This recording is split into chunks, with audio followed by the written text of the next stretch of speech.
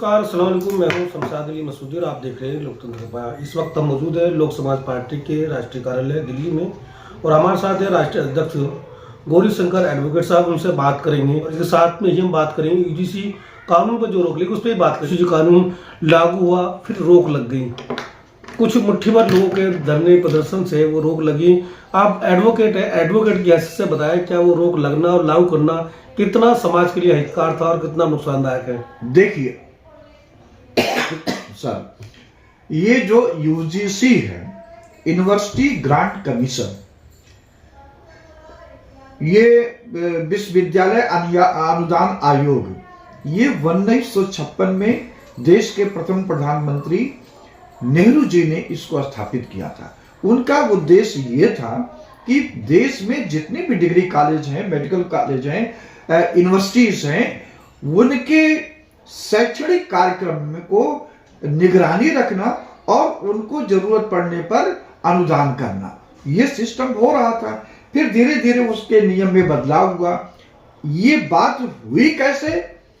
2014 में नरेंद्र मोदी की सरकार होती है, उसके पहले भी डिस्क्रिमिनेशन था। ये बात नहीं कांग्रेस के शासन में ये अपना दूध के धुले थे, पहले भी था। लेकिन जो एक रोहित वेमुला इंजीनियरिंग के छात्र थे, हैदराबाद यूनिवर्सिटी में वो अपना छात्र थे, वो पढ़ते थे, तो जो वहां के जो प्रोफेसर या जो भी रहे हों, उनके साथ अत्याचार करते थे, भेदभाव करते थे कि ये दलित का बच्चा इतना तेज कैसे हो गया। ऐसे पायल ताड़वी जो है उसके साथ भेदभाव हुआ। तो सभी लोग नहीं है, सबका दिल मजबूत होता कि वो बर्दाश्त कर सके, वो लोग सुसाइड किए। वो मामला सुप्रीम कोर्ट में गया। सुप्रीम कोर्ट ने यही कहा कि हमारे देश के जो छात्र हैं ये देश का भविष्य है और इस तरह से करके हम अपने देश के भविष्य को बर्बाद कर रहे हैं, देश के भविष्य के साथ भेदभाव कर रहे हैं। तो उन्होंने कहा कि इस पर एक सरकार अपना कोई सिस्टम बनावे। तो अपना मोदी सरकार ने इनके दिग्विजय सिंह के नेतृत्व में एक कमेटी गठन किया।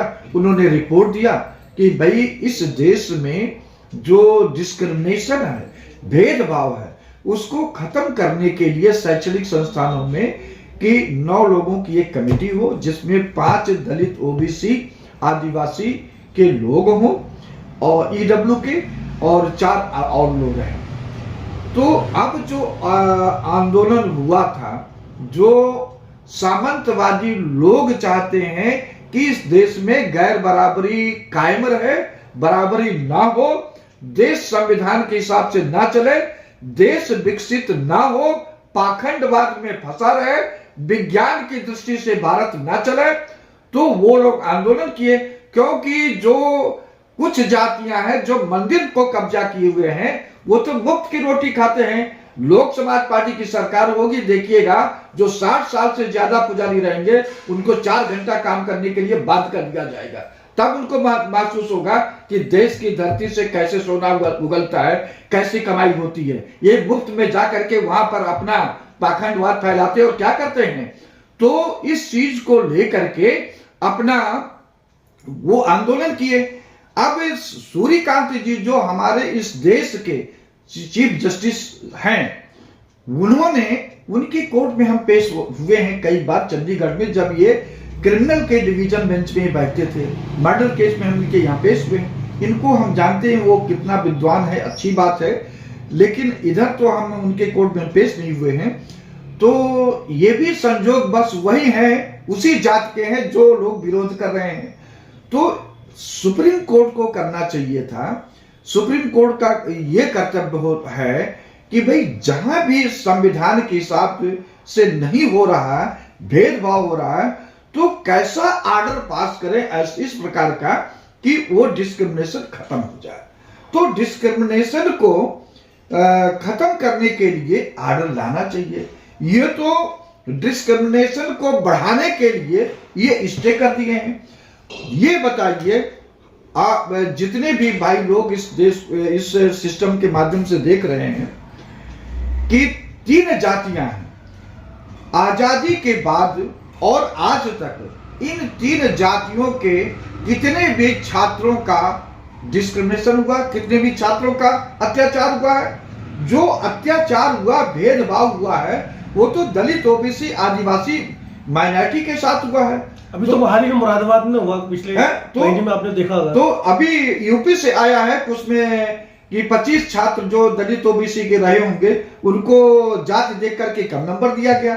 जब आवाज उठा तो देखे भाई तो बड़ा वो हुआ है, तो अब पता नहीं कार्रवाई हुई कि नहीं जाए, तो ये तो यूपी का मामला है। तो इस तरह से है, जबकि जो भी चाहे बड़े कास्ट के हों चाहे छोटे कास्ट के हैं, आज समय की जरूरत है कि सभी को एक वैज्ञानिक सोचे। देखिए अमेरिका में देखिए, लेकिन वो तो कह रहे हैं कि सवर्ण जाति को दबाया जा रहा, अगर ये कानून आगा सवर्ण जाति के बच्चे पढ़ नहीं पाएंगे और उनके खिलाफ बहुत सारे मुकदमे जजेंगे, इसका दुरुपयोग होगा कानून का। देखिए थोड़ा अब आपको मैं इस पे ले पास्को एक्ट बना ना 2012 में, पास्को एक्ट में मैं समझता हूं कि 40% से ज्यादा उसमें मिसयूज हो रहा है। दहेज हत्याकांड में मिसयूज हो रहा था। तो जब जजों के परिवार के लोग और एमपी एमएलए के परिवार के लोग फंसने लगे, तब इन्होंने कर दिया भाई कि दहेज वाले केस में 7 साल से जो कम रहेगा सभी केस को वहां पुलिस जमानत दे देगी। फिर ऐसे आप जो आईपीसी है उसमें देखिए, उसमें भेदभाव नहीं होता है, उसमें भी तो होता है, दुरुपयोग होता है, मिसयूज होता है। जो बड़े लोग होते हैं वो देखते हैं कोई दलित आ गया तो उसके ऊपर बढ़िया से धारा लगा देंगे, और जब कोई बड़े का होगा तो उस पर धारा कम लगा देंगे, उसको रिलीफ देंगे। आज भी हो रहा है, रेप केस में सिंगर जी के साथ हुआ। वाह, और क्या उनको क्यों प्रोटेक्ट किया गया? अगर उनको प्रोटेक्ट नहीं किया होता तो उनको डेथ पेनाल्टी मिलनी चाहिए थी, लेकिन नहीं। हम भी कई केस में देखते हैं कि जहां पर बड़े लोगों का रहेगा तो यही सुप्रीम कोर्ट दूसरी कानून बना देगी, दूसरी रूलिंग लगा देगी, और जब दूसरे लोगों का जाएगा तो उसमें दूसरी रूलिंग बना देगी। वो तो खुद भेदभाव से भरा हुआ सुप्रीम कोर्ट। तो अब मैं इस पर कहना चाहता हूं कि सुप्रीम कोर्ट को जैसे मंडल कमीशन के खिलाफ यही भारतीय जनता पार्टी, यही अटल बिहारी वाजपेयी की पार्टी जो नरेंद्र मोदी कमंडल यात्रा निकाले थे, आज यही लोग इधर से साइड से तो लागू कर दिए और उधर पीछे दरवाजे से कर चल भाई तुम लोग अपना आंदोलन कर, ये कर वो कर, और उसी का परिणाम ये हुआ। उनकी बात को ये मीडिया वाले खूब दिखा रहे हैं, लेकिन जो दूसरे वर्ग के लोग हैं उसको मीडिया वाले नहीं दिखा रहे, क्योंकि मीडिया पर उन्हीं का कब्जा है। तो उनको ये चाहिए था कि जिस तरह से मंडल कमीशन को वैलिड माना गया था, उसी प्रकार इस यूजीसी कानून को वैलिड मानना पड़ेगा। नहीं मानेंगे तो देश में दो धड़ा हो जाएगा और ये वैमनस्यता नहीं खत्म होगी। अब जब आप विवाद नहीं करोगे, भेदभाव नहीं करोगे, तो कौन जाकर के अपना उसको मिसयूज करेगा? आप आशंका के बेसिस पर कि ये होगा, कानून खत्म कर दिया, तो देश में कोई कानून तो बनेगा ही नहीं, आपराधिक कानून। क्या एक ही दिन में फाइल लगना और बिना दूसरी पार्टी के बुलाए जो है वो स्टे कर देना, ये संवैधानिक चीज है? देखिए रूल तो यह है कि दूसरी पार्टी को सुना जाना चाहिए, उनका जवाब आ जाए, तो ये नेचुरल जस्टिस का ये है। लेकिन जो वहां पर बागची जी हैं, ये भी तो उसी जो सूर्यकांत के बिरादरी के हैं, तो वो मानसिकता अलग है। ये सिस्टम भी चाहता है, भारत सरकार के चलाने वाले लोग, प्रिंसिपल सेक्रेटरी सहित उनके जो भी लोग हैं, सभी चाहते हैं कि यूजीसी जो है अपना रद्द हो। तो अब चलिए, जैसे आप इसमें एक यूयू ललित थे, एक आदर्श कुमार गोयल थे, इस SC ST का मुकदमा था, उसको इन्होंने, उसमें बेल से मैटर था, लेकिन उन्होंने कर दिया नहीं जी, जो ACP और ESP रैंक का रहेगा उसको पहले जांच करेंगे तब वो अपना SC ST एक्ट लागू होगा। लेकिन दलित में अपना आंदोलन किया, सरकार को झुकना पड़ा, तो वही देखिएगा आने वाले टाइम पर सरकार को इसमें झुकना पड़ेगा और इसको आर्टिकल 39 सब 31 उसमें रख करके और इसको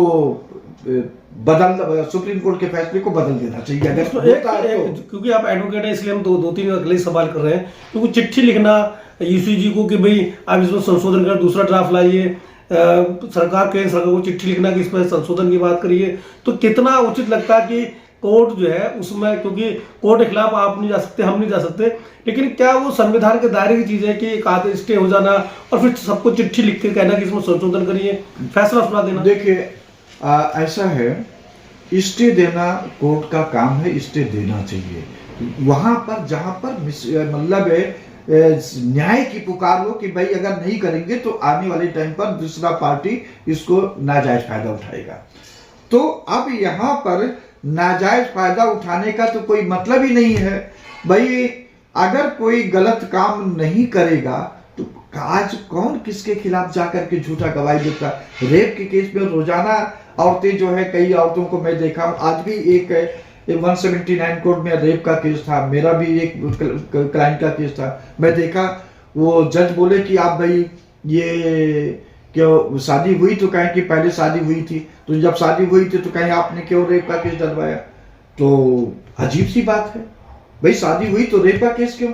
तो ऐसे वो पैसा ऐंठने के लिए कहीं मिसयूज होता है, कहीं रियल विक्टिम होते हैं, उनको ये सिस्टम के लोग न्याय नहीं दे पाते हैं, जो क्योंकि जब बड़े लोग होते हैं वो उनको बचाव करते हैं, सेंगर जैसे लोगों को। तो अब समय की जरूरत यह है कि अब जैसे लोक समाज पार्टी कई बार आवाज उठाई है, 2023 से लेकर के अब तक हम 4 बार भारत सरकार को और चीफ जस्टिस ऑफ इंडिया को ज्ञापन दिए प्रदर्शन के माध्यम से कि आप हाई कोर्ट के जजों की नियुक्ति में आप लिखित परीक्षा कराइए। लेकिन ये लोग क्यों करवाएंगे? भारत सरकार भी चाहती कि हमारे जो चापलूस लोग रहे, जो यस मैन बने, वो हाई कोर्ट के जज बने, और जो कोलिजियम व्यवस्था के लोग हैं वो भी चाहते हैं कि नहीं, दलित ओबीसी का यहाँ वर्चस्व नहीं होना चाहिए, इसीलिए करते नहीं है। तो हम लोग लोक समाज पार्टी देखिएगा फरवरी के लास्ट या मार्च के फर्स्ट वीक में हम लोग सुप्रीम कोर्ट में प्रदर्शन करेंगे, चाहे रेल हो या जेल हो, इसकी कोई चिंता नहीं है कि इस मांग को कि आप लिखित परीक्षा कराइए। अच्छा, मेरा एक सवाल है बस क्यों आखिरी, क्योंकि यूसीजी की हम बात करें तो क्या यूसीजी को लेकर ओबीसी, एसटी, एसटी और माइनॉरिटी के साथ विपक्ष खड़ा होकर इस कानून को लागू कराना चाहिए या फिर कोर्ट के ऊपर छोड़ देना चाहिए? देखिए, अगर विपक्ष के लोग ही नहीं, भारत सरकार में जो आज बीजेपी के सांसद हैं, एससी के, एसटी के, अगर वही इस्तीफा दे जाएं तो नरेंद्र मोदी उसके अगले दिन सड़क पे होंगे, उनकी सरकार गिर जाएगी। लेकिन बात क्या है, चिराग पासवान का देखिए, इनका चंद्रबाबू नायडू को देखिए, फिर इनका नीतीश कुमार का देखिए, और भी जो अलायंस है उनको देखिए, उनको कोई चिंता नहीं है यूजीसी चाहे रहे या ना रहे, उनकी सत्ता बने रहे, उनका पेंशन बना रहे, उससे कोई जनता से लेना देना नहीं। ये तो जनता को ही तय करना पड़ेगा एक अलग क्रांति के लिए कि आप सड़क पर चलना पड़ेगा। जी बहुत बहुत शुक्रिया आपके साथ, आप हमारे साथ जुड़े। इस बजट और यूसीजी को लेकर आप इस खबर को कैसे देखते हैं, कमेंट्स करके जरूर बताएं। बहुत